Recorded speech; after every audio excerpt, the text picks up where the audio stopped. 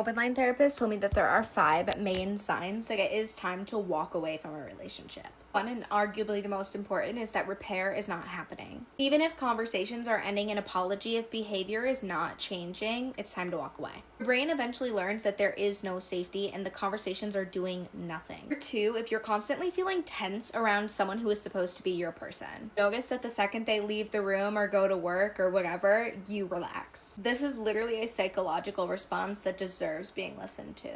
This response is literally your brain trying to tell you something. Relationship is consistently causing you stress and your brain is getting that information, it's gonna let you know.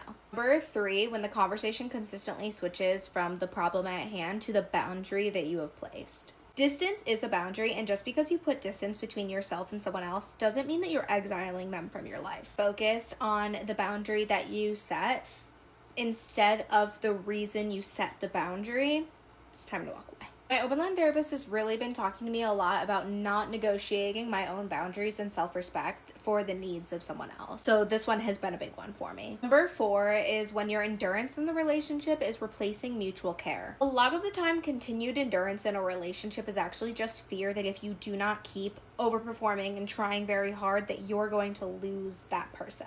And that honestly turns into a constant survival mode situation, which is related to stress, which is not good. So bad relationship in general. And number 5, when grace is starting to replace your health, your sleep, or your sanity. Very important to extend grace to other people, but it is very harmful to continually excuse behaviors that harm you.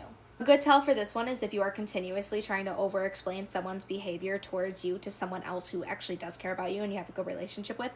If you're trying to excuse them consistently and give them like outs and explain their behavior, you might fall in this category. My Openline therapist actually changed my life when it came to boundaries. I used to give so many people in my life so much grace, let them walk all over me.